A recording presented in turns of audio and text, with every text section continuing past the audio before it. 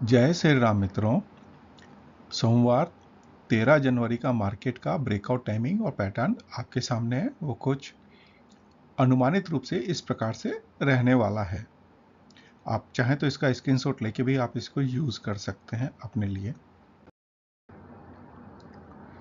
आज का मार्केट का फोरकास्ट वर्सेज एक्चुअल निफ्टी 50 के लिए किस प्रकार से रहा था।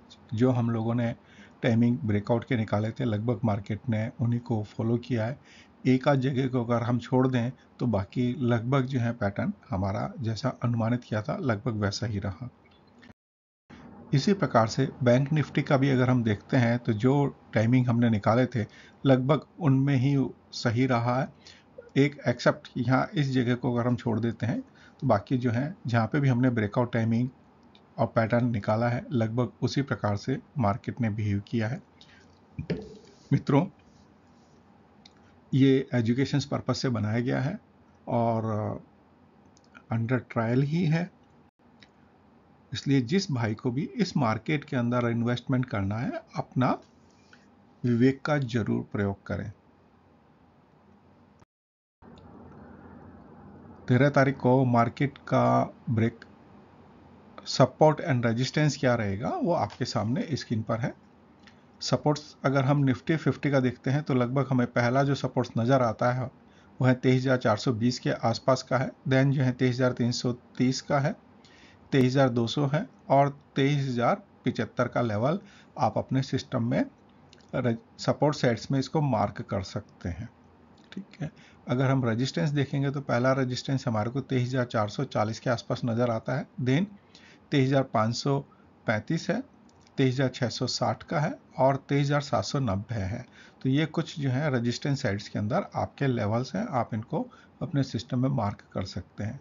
इसी प्रकार से बैंक निफ्टी को अगर हम देखते हैं तो पहला जो सपोर्ट्स हमें नज़र आता है वो है 48,720 का है। देन 48,585 है, देन 48,400 है और 48,220 का लेवल आप बैंक निफ्टी के लिए सपोर्ट्स में लगा सकते हैं। रेजिस्टेंस की बात करेंगे तो पहला रेजिस्टेंस हमारे को 48,750 का है। देन उसके बाद जो है 48,880 है, 49,065 है और 49,250 का लेवल आप जो है रेजिस्टेंस साइड्स में इसका लगा के रख सकते हैं।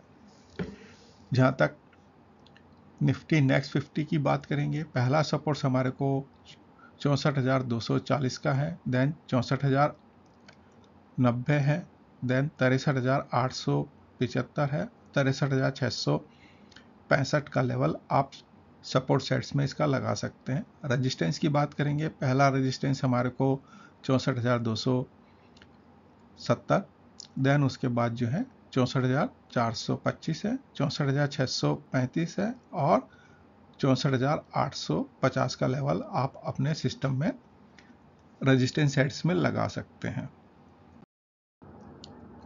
रिलायंस इंडस्ट्रीज की बात करेंगे, पहला सपोर्ट्स हमारे को जो है 1240 का नज़र आता है, देन 1220 है, 1190 है और 1160 का लेवल आप इसका जो है सपोर्ट सेट्स में लगा सकते हैं। रेजिस्टेंस की बात करेंगे तो 1244 है, देन उसके बाद 1265 है, 1295 है और 1325 का लेवल आप रेजिस्टेंस साइड्स में रिलायंस के लिए लगा सकते हैं।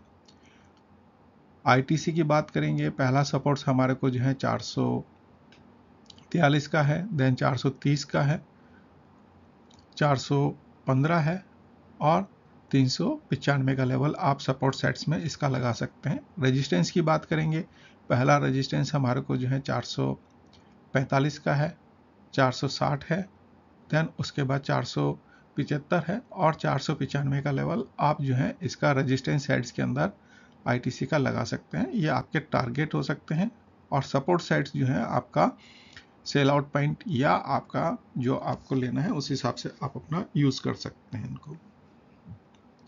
एक्सिस बैंक की बात करेंगे, पहला सपोर्ट हमारे को जो है 1040 के आसपास नजर आता है, देन 1020 है, 995 है और 965 का लेवल आप एक्सिस बैंक में सपोर्ट सेट्स में लगा सकते हैं।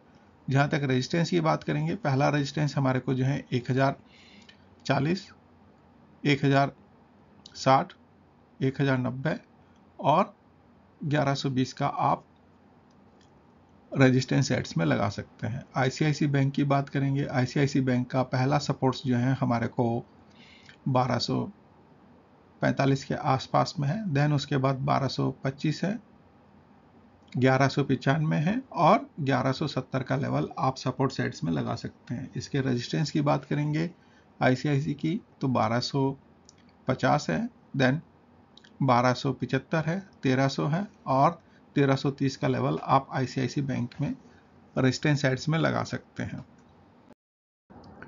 प्लानिटरी पोजीशंस के हिसाब से अगर हम 13 तारीख का देखते हैं तो हमारे को लोवेस्ट जो है निफ्टी 50 के अंदर मार्केट 22,300 का और हायर साइड्स में 24,586 का, ये एक टॉप एंड बॉटम रैंक है। इसी के बीच में जो है निफ्टी 50 काम करने वाला है। बाकी के प्लैनेट के हिसाब से लेवल्स दिए हैं, आप इसका स्क्रीनशॉट लेके वो मार्क कर सकते हैं आप चाहें तो। लेकिन ये जो लेवल है ये बॉटम एंड टॉप है, मार्केट इन्हीं के बीच में रहने वाला है। हो सकता है इनको टच भी नहीं करे, लेकिन इन्हीं के बीच में मार्केट रहने वाला है। अगर यहाँ ब्रेकआउट करता है तो इसका मतलब जो है नेक्स्ट लेवल आपको सतर्क हो जाना चाहिए। निफ्टी बैंक की अगर हम बात करते हैं तो बॉटम साइड जो है 47,100 का लेवल है और हायर साइड्स में 50,395 का है। मार्केट इन्हीं के बीच में रहने वाला, अगर इनको ब्रेक करता है तो नई हाइट्स या लो की तरफ बढ़ेगा। निफ्टी नेक्स्ट 50 सपोर्ट्स 62,380 है और हायर साइड्स में 66,160 का है।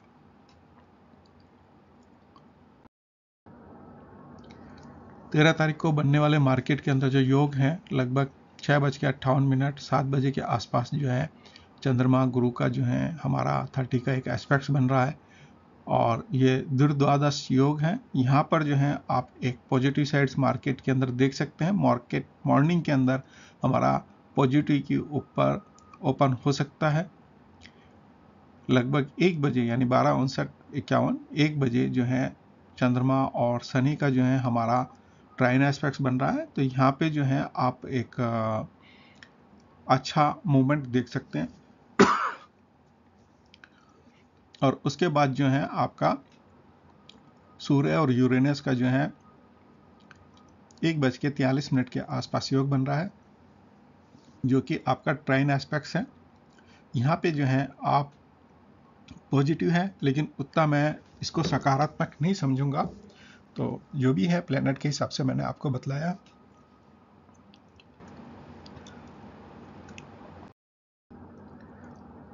तेरह तारीख को मार्केट के अंदर जो राहु कालम है 8:38 से लेकर 10:01 तक का है।